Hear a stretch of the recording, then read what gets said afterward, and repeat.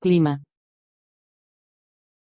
El clima de Toronto es suave debido a su localización meridional dentro del país y a su proximidad al lago Ontario. Tiene un clima húmedo continental, con veranos templados y húmedos y generalmente inviernos fríos, aunque bastante benignos en comparación a los estándares de Canadá y el norte de los Estados Unidos. La ciudad experimenta 4 distintas estaciones con variaciones considerables en la temperatura diaria, particularmente durante la temporada de clima frío. Debido a la urbanización y a la proximidad al agua, Toronto tiene un rango de temperaturas diurnas bastante bajo, al menos en las zonas urbanas y en las áreas cercanas al lago. En diferentes épocas del año, esta influencia lacustre tiene varios impactos locales y regionales en el clima, como el retraso del comienzo de la primavera y el otoño. Los inviernos de Toronto en ocasiones presentan cortas olas de frío cuando las temperaturas máximas permanecen debajo de los -10 grados Celsius, aunque por lo general la sensación de frío es mayor debido al viento. Las tormentas de nieve, en ocasiones mezcladas con hielo y lluvia, pueden interferir con los horarios de trabajo y viaje. La nieve puede caer en cualquier momento entre noviembre y mediados de abril. El verano en Toronto se caracteriza por largos periodos de clima húmedo. Las temperaturas durante el día pueden llegar a superar los 35 grados Celsius. La primavera y el otoño son estaciones de transición con temperaturas generalmente templadas o frescas con algunos periodos secos o húmedos. Las precipitaciones se distribuyen a lo largo del año de forma bastante pareja, pero el verano es usualmente la estación más húmeda, contando incluso con tormentas eléctricas. La precipitación anual promedio es de 83 centímetros, con nevadas anuales promedio de unos 133 centímetros. Toronto experimenta un promedio de 2038 horas con luz, lo que representa el 44% de las posibles, la mayor parte de ellas durante la temporada de clima cálido. Demografía.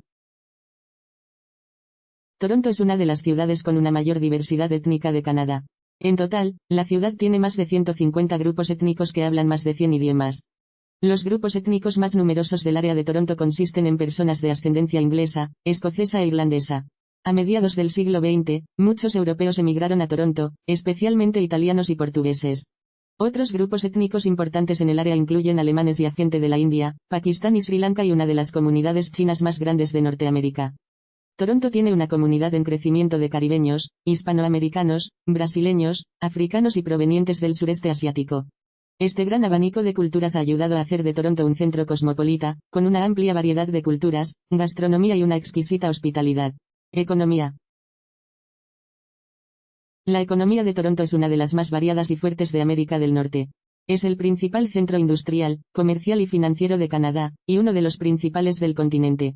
Hasta la década de 1970, Toronto era el segundo mayor núcleo comercial de Canadá, detrás de Montreal. El gran crecimiento económico de Toronto fue estimulado por el descubrimiento de grandes yacimientos de recursos naturales a lo largo de la provincia de Ontario y de la creciente presencia de la industria automovilística en todo el sur de la provincia. Además de eso, la inauguración del Canal de San Lorenzo permitió la navegación de barcos entre el Océano Atlántico y los Grandes Lagos, haciendo de Toronto un importante centro portuario. Durante la década de 1960, el nacionalismo quebequés y la aprobación de varias leyes que obligaban a las empresas con sede en Quebec a usar solamente el francés como idioma de trabajo, hizo que varias empresas que tenían anteriormente su sede en Montreal se mudaran a Toronto, donde el francés no es necesario para las actividades comerciales. Según datos de 2004, el Producto Interior Bruto de Toronto es de aproximadamente $129.000 millones canadienses y su renta per cápita de $43.000. Si Toronto fuese un país independiente, tendría el 42 grados mayor PIB del mundo. Con un Producto Interior Bruto de cerca de $240.000 millones, el área metropolitana de Toronto posee el noveno mayor PIB entre las grandes metrópolis mundiales. Detrás de Nueva York, Londres, Tokio, Osaka, París, Los Ángeles, Chicago y Madrid. Historia. Los primeros europeos en explorar la región en la que actualmente se asienta Toronto fueron los franceses. De hecho, comerciantes franceses fundaron Fort Rouillé en 1750, pero lo abandonaron en 1759. Durante la Guerra de Independencia de los Estados Unidos, la región recibió una afluencia de colonos británicos leales al Imperio Británico que escapaban a tierras sin colonizar al norte del lago Ontario. Gracias a su puerto natural protegido, el asentamiento sirvió de base naval británica. En 1787, los británicos negociaron en Toronto la compra de Mississauga con un nuevo crédito, a fin de garantizar más de 1000 kilómetros elevado al cuadrado en el área de Toronto. En 1793, John Graves Simcoe estableció en la ciudad de York el actual asentamiento después de ser nombrado gobernador por el príncipe Federico, duque de York y Albany. Simcoe eligió la ciudad para sustituir a Newark como capital del Alto Canadá, creyendo que la nueva ubicación sería menos vulnerable a los ataques de los estadounidenses. Fort York se construyó en la entrada del puerto natural de la ciudad, protegido por una larga franja de arena. En 1813, como parte de la Guerra de 1812, la batalla de York se saldó con la captura de la ciudad y el saqueo de esta por parte de las fuerzas estadounidenses. La entrega de la ciudad fue negociada por John Strahan. Los soldados estadounidenses destruyeron gran parte de Fort York y prendieron fuego a los edificios del Parlamento durante los 5 días de la ocupación. York fue incorporada a la ciudad de Toronto el 6 de marzo de 1834, volviendo a ser nombrada con su nombre nativo original. La población entonces era de 9.000 habitantes, pero se excluyó del censo a los esclavos afroamericanos, a pesar de que la esclavitud fue abolida en el Alto Canadá en 1834. El político reformista William Lyon Mackenzie se convirtió en el primer alcalde de Toronto, y fracasó en el intento de rebelión que se produjo en 1837 por parte del Alto Canadá contra el gobierno colonial británico. La ciudad creció rápidamente durante el resto del siglo XIX como un importante destino de los inmigrantes que llegaban a Canadá.